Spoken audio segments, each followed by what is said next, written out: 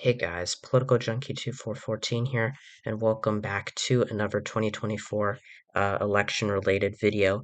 Today I'm going to be doing an updated presidential election prediction between incumbent President Joe Biden versus former President Donald Trump, which is what I think the matchup for 2024 will look like. Of course, happy 4th of July, everybody. I hope to get this up on the 4th of July, and that is, when I'm recording this. Hope you all, who live in the States are, doing something, uh, nice with your families and doing something patriotic. Yeah, but I thought that today would be the perfect time to put this up. And before we get started, I also wanted to say that, I know that an updated prediction for Biden versus DeSantis is long overdue, and I also want to apologize for some of the, I want to apologize to some of the people who have, requested certain matchups that, I eventually just never really got around to, like Harris versus Trump or Harris versus DeSantis, or, like Biden versus Mastriano. I think right now, with everything, going on, I think that Biden versus Trump and Biden versus DeSantis is what I'll be focusing on. I might make, another prediction here or there, but I think Biden will be the Democratic nominee. I think that's pretty clear. And yeah, I just wanted to get that out of the way. Sorry to everybody because I did, who asked for that because I did promise I would make some of those, but at this point I don't really see, the point in making them. So before we get started, I'm going to explain, my overall opinion on the race. I think that this will be a close election like it was in 2020. But both Biden and Trump both have their disadvantages. They are both very unpopular. Biden is at, according to 538, only has a 40% approval rating. He's disapproved of by 14 points, which is more than Trump, which is, has a lower approval rating than Trump did at this point in his presidency. Trump was at 42%, at this point on his, on this day. But if you look at Trump's numbers now, they are actually worse than Joe Biden's. If you look at his current numbers, you can see that he's disapproved of by 16 points. So both candidates are very unpopular, and I think that that is going. I think that a lot of people don't really want a Biden versus Trump rematch. I think everyone's kind of like been there, done that. I want to see someone else, and while that does, while I personally relate to that, I also, recognize that this is probably the matchup that we are going to get. We're probably going to get a rematch, and I think that, it's going to be I think that it will be an interesting matchup, but it will also in many ways, be a repeat, of 2020 in many ways in terms of, the way that the campaign goes.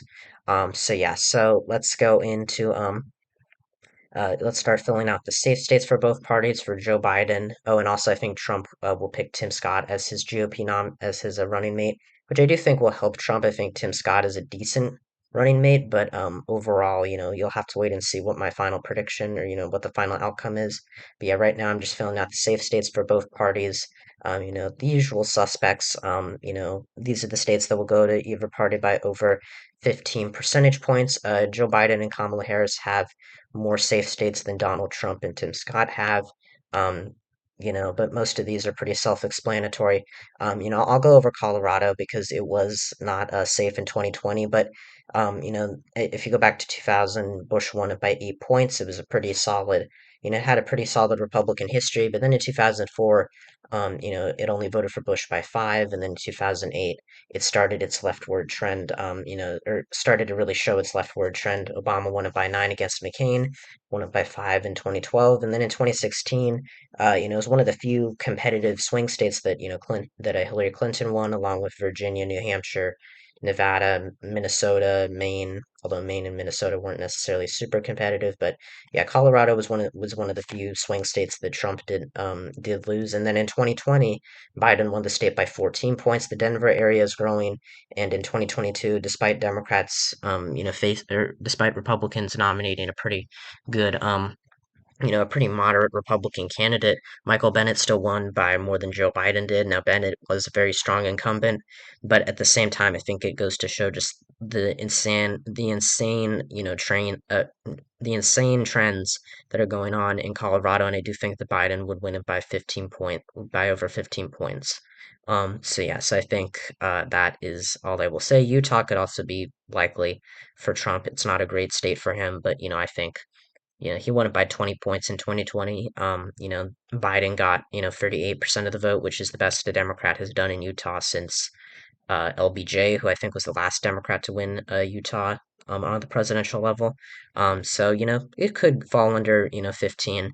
But right now I think we're looking at 16, 17 point victory. Same with Missouri, but not much to contest there. So now we have 245 remaining electoral votes. We're going to go through the likely states now, which will be decided by 5 to 15 points. Some are going to be closer to being hyper competitive, others not so much. We'll start off with Trump's likely states. The first one will be, I guess we'll start with Maine's second district, which is a congressional district. Maine and Nebraska split their electoral votes. Nebraska's first district will also be likely. Maine's second, it's more Democratic down ballot. Jared Golden is a conservative Democrat who holds the seat, in the House, but this seat really seems to like Trump. It voted for him, um, you know, both times in 2016 and 2020. It's pretty right trending, pretty rural, so I think that Trump wins it by 6, 7 points, about the same. I think it'd stay about the same. Nebraska's first. It is left trending. It's kind of in part of the Omaha area. It's more the exurbs. It's not quite the Omaha suburbs. But it is left trending. It did have a good result for Democrats in the special election last year, but then in November 2022, Mike Flood won by I think 15. I think Trump. This is like a Trump plus 11 seat, so it'll be somewhere around there. I think not not too much to say there. So I think that that's pretty self-explanatory. South Carolina, Tim Scott will help Trump here, but overall, I think with Democrats moving their, first primary, making South Carolina their first primary state, I think that is going to increase African American turnout in the general election. But South Carolina is a pretty polarized state. I don't think the Democrats are going to win the state relatively soon. I think that, it's left trending, but, it's not so left trending that it's going to be competitive in 2024. So I think it votes for Trump by 10, 11 points. Florida is a right trending state. It was decided by 3 points in 2020. One of the few states that Trump actually improved on his 2016 performance in, and that was mainly due to Miami-Dade County, which voted for Hillary Clinton by like what 30 points, only voting for Biden by 6. So, and in 2022, Democrats completely collapsed their turnout operation in Florida. Val Demings and Charlie Crist lost the Senate and governor's races by very, very large margins. I think Trump wins by 6, 7 points, maybe 8. I don't think it would be that much. I think Democrats in a presidential election year would not nearly have as bad of turnout. But Florida is a right trending, but I think Biden would do significantly. I don't think the 2022 elections um, are like a sign of what Florida is going to be in 2024. I would be shocked if Trump won Florida by 20. I think a 10, if he wins it by 10, that wouldn't surprise me. But I think that's more, along the lines of a DeSantis victory in the state. And then we have two states in the Rust Belt, Ohio and Iowa. These are very right trending states. Were very competitive at the beginning of the decade. Ohio, for the longest time, I think from 64 to 2016, voted for the presidential election winner, or voted for the candidate who won the presidential election every single time. If we go back here, I'll just show you, Clinton won in 1992 and 1996, carried Ohio twice. Same with Bush in 2000 and 2004. Obama won Ohio twice. 2016 continued the trend, but Trump, significantly made Ohio significantly redder. And in 2020, despite the state, deciding, to be or expected to be much closer, still pretty much voted for Trump by 8 points. Now, Ohio was, I do think, was expected to go red by most people, but not by 8 points. Neither was Iowa. Iowa's similar. It's not as big of a bellwether state, but these states are both very, very, have a lot of working class voters who have shifted away from Democrats. They're not necessarily safe red states yet, but they will be eventually in the future. I think that these are two states that are technically not safe that would, vote for Trump by more than they did in 2020. I think Ohio votes for him by 8 or 9. Around the same margin. Iowa maybe 10 or 11. It could be 12 too.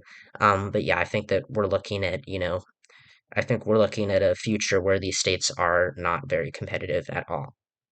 Kansas, this is a left trending state. I think Trump won it by 15 points. Yeah, just under 15 points in 2020. It's a left trending state. The Kansas City suburbs are shifting it to the left.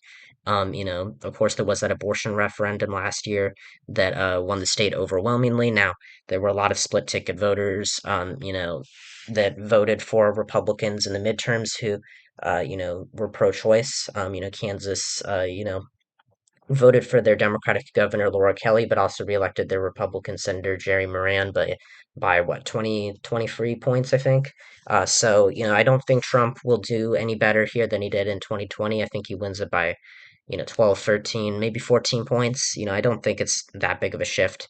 But Kansas long term is left trending, but it is still very much a conservative state as it is historically known for being.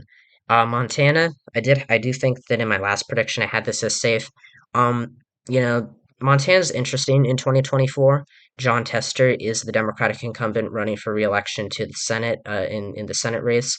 I do think he will boost Joe Biden to some capacity in Montana against especially against Donald Trump. I think that he will help. I think Tester will help the Democrats in the House races. I think that he could potentially drag over a Democrat to beat Ryan Zinke in the House race because it doesn't look like Zinke's going to run against him for Senate anymore. So I do think Montana overall it's going to vote for Trump and it's probably going to reelect Greg Gianforte as governor. Currently, I do think that Tester's favored to win the Senate race. But I think also Trump being on the ballot will hurt him. And I do think that Montana, it's a left trending state like Kansas. It was very solid for Bush in the 2000s. In 2008, Obama actually almost won Montana. It was, a very, very close state. McCain only won it by 2 points. In 2012, Romney won it by 14, and then in 2016 went back to being safe red. But in 2020, it did, move 4 points to the left. I don't think it moves 4 points this time. I think it's more, a 13, 14 point victory. And I think that if, Biden can, keep if Biden can, keep Montana within, can lose Montana by less than 16, I think Tester has, 45, 45 to 50% chance of winning. Maybe 55% chance. Again, I did say that I think Tester's favored to win, but I do think that Trump. Being at the top of the ticket is going to help whoever the Republican nominee is, whether it be Matt Rosendale, Ryan Zinke, if I'm wrong and he does run, or Tim Sheehy.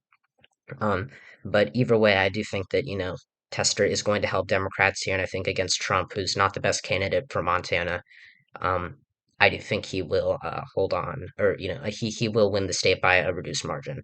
And then in Alaska, this state is again like Kansas and Montana, left trending. It does have a Democratic incumbent in the House, Mary Peltola, but she is a very unique kind of Democrat. She is someone who has appealed to conservatives in a way that Joe Biden just doesn't.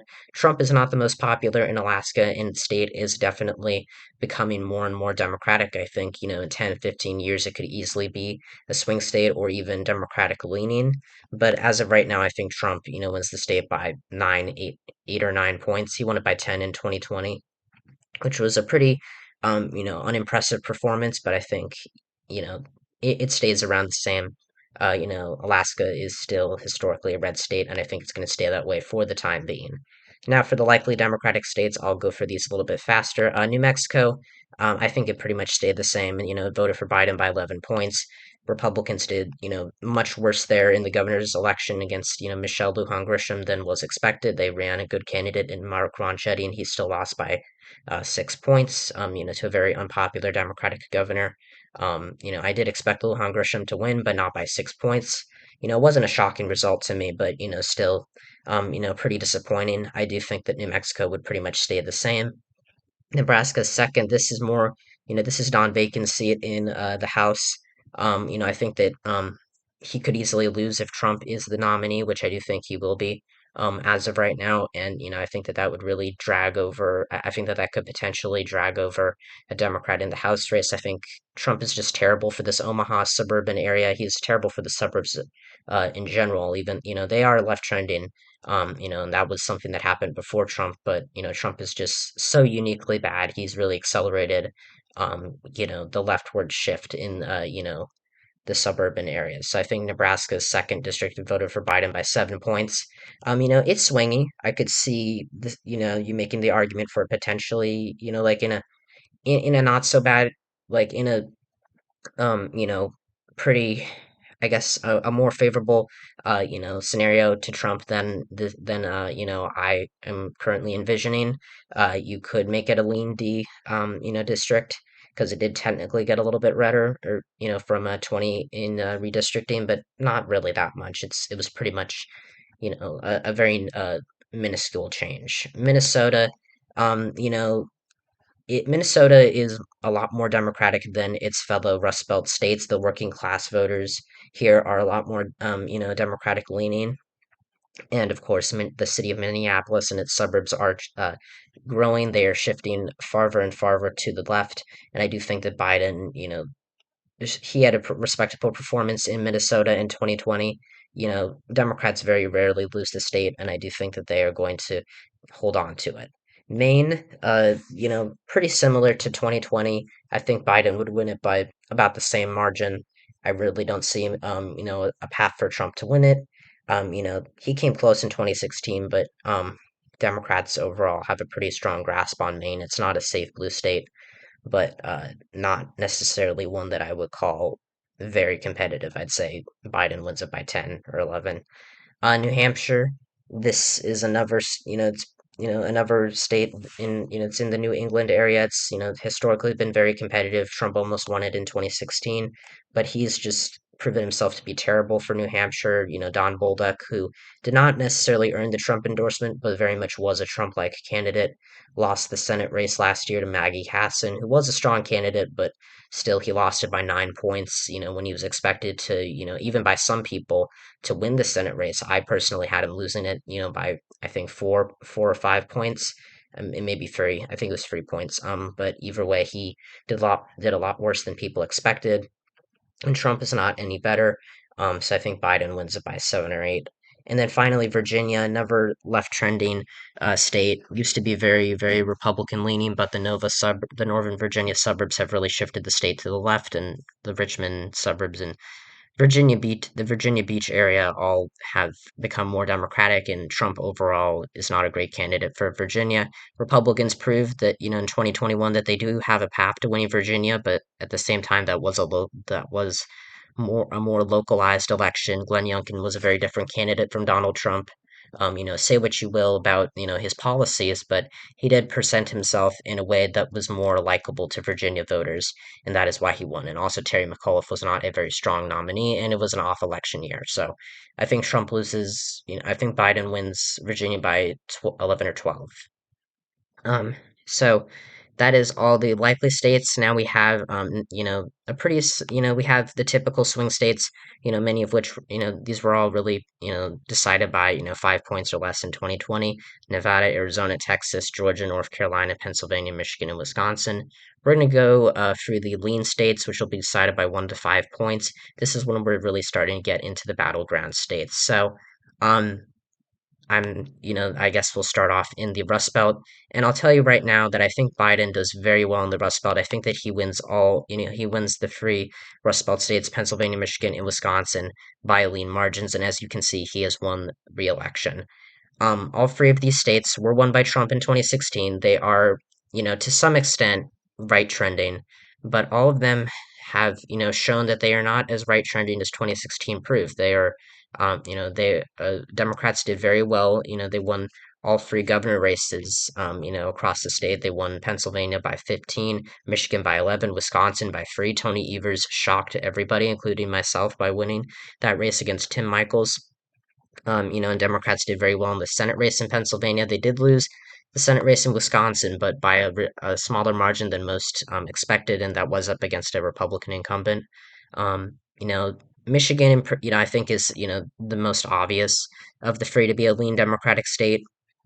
Overall, Democrats have held their own with, working class and suburban voters. The Republican state party in Michigan is just terrible, and despite the fact that there being a competitive Senate race in 2024, I think they're going to lose that too.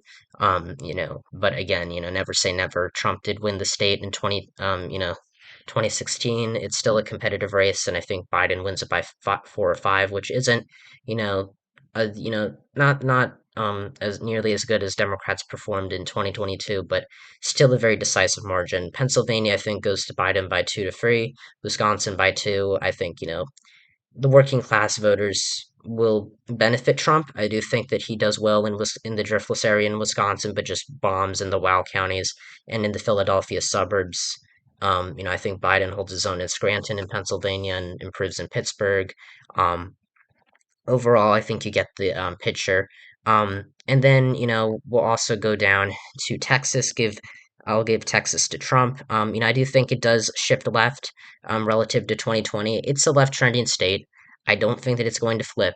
I think that it's still too early for Texas to flip. The trends in Dallas, Austin, Houston, the big metro areas in Texas aren't moving fast enough for Democrats to win it in 2024, unless Republicans just completely bomb the election, which is possible. And I do think Ted Cruz would be in danger with Trump on the ballot, especially against someone like Colin Allred, who I think, is pretty good candidate to run. But the Rio Grande Valley, I think it gives some hope, I think there's some hope for Biden to redeem himself there, considering that Hispanics, generally, shift towards incumbents. And, even though I think Trump will improve with, in the Rio Grande Valley compared to 2020, it will not be by 50 points. Like, he's not going to win, like he's not going to get the same shifts that he got, from 2016 to 2020. If anything, he's going to improve by, maximum 15 in some of these counties. And even then, I think that's being a bit generous. So Texas, I think Trump wins by 3, maybe 3.5 to 4.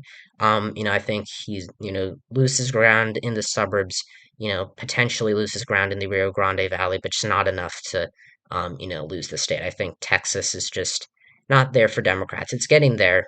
I think they'll win it in the next presidential, cycle, following 2024, 2028 or 2032. They're going to win it, in one of the next few cycles. Which one, I'm not sure. But we will see. Then, in the Sun Belt, we do have three more lean Democratic states. We have Nevada, Arizona, and Georgia. All three of these states were very close in 2020.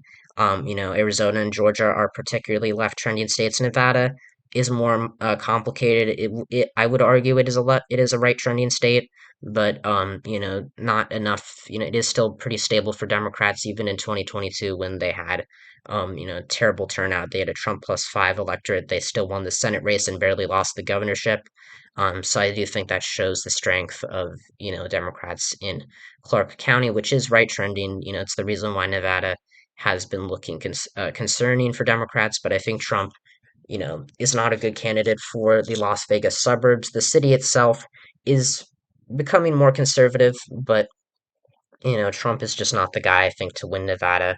He, he still lost it in 2016 and 2020. It was one of the states where he improved in 2020 relative to to the previous cycle, but I still think that he does lose it. It could be by a little less, could be by a little, more, but I do think overall, The trends in Nevada are just not fast enough. Like in Texas, I just don't think the right trends in Nevada are as fast or fast enough to give Republicans a victory in 2024 as the left trends in Texas are to give Democrats a victory next year. I kind of, it's kind of like the reverse argument in both of them. I just don't think, it's necessarily we're not at that point yet where these states are going to start flip-flopping in terms of party allegiance at least, or who they, which party they lean towards. Then, in Arizona and Georgia, these states are very, very, traditionally are known for being traditionally conservative. They do like to elect Republicans that are more anti-Trump, more, McCain types, especially in Arizona. But the suburbs are growing. The states are very much anti-Trump, and Biden has a particular appeal to voters in the growing Phoenix and Atlanta metro areas. These areas are diversifying, especially in Georgia. And I think that, overall in 10 to 15 years, Arizona and Georgia are going to be very hard for Republicans to win. If they put up more moderate candidates, they could win them, but it's still going to be a challenge because the suburbs are just, becoming more democratic at a rate that is concerning for the GOP, no matter how, who they put up against. But I think Trump would be, particularly bad. We saw Trump's candidates do very bad in Arizona last year. Carrie Lake, Blake Masters lost. What's his name? Mark Finchem lost the Secretary of State race. They also lost the Attorney General's race.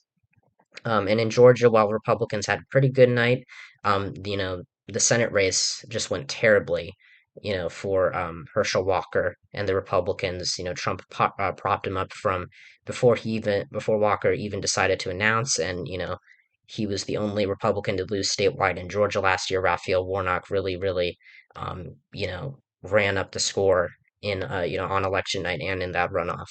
So I think that, overall that, brings us to the end of our lean states. And then we have North Carolina, which is the one state that I think will be a tilt state. It'll be decided by under 1 percentage point. And while I do think Joe Biden is a strong candidate for North Carolina, and while the state, is long term, looking good for Democrats, I really don't want to bet my money on them winning North Carolina. It's a mistake many people have made in the past. People, thought Kyle Cunningham was going to win the Senate race in 2020 and that Biden was going to win the state in 2020. Neither of those things happened. The state, I do think, the governor's race currently leans towards the Democrats, but the governor's mansion in North Carolina is different from, is more, the governor races in North Carolina are historically better, have been historically better for Democrats, but I think that federally the state is still leaning Republican. I think um, you know, the northeastern part of the state is still right trending. Black voters are moving out of, these areas, or, the black turnout is just decreasing, which is making this area less democratic than it used to be. But the suburbs are, shifting away from Republicans. And so overall, I think that gives Trump like a wins that gives Trump like a very narrow victory in the state. I think he wins by half a point. So overall, this is pretty much the same map as 2020 was. I do think Joe Biden will win re-election if 2020 if the 2024 election was held today. He increases his hold on the states in the Rust Belt and the Sun Belt. But overall, no states flip. Trump wins Texas and North Carolina by reduced margins. But overall, Republicans still come up short in and still lose the White House. And I think that this could affect them on the House level. It could affect them on the Senate level. And I think, right now, the presidential election is definitely going to be the big, you know, is definitely the biggest race of next year, in American politics for obvious reasons. But it is going to have effects on the congressional and gubernatorial elections, and we need to keep that in mind. So, thank you guys so much for watching this video. If you enjoyed the video, make sure to like hit the like button, subscribe to the channel if you haven't already. If you want to see more content like this, check out, some more videos on my channel. Check out my non-political channel, Interactor127, and my comrades channel, GrowlingZoo666. And yeah, I'll see you guys next time when I talk about all things politics. See ya.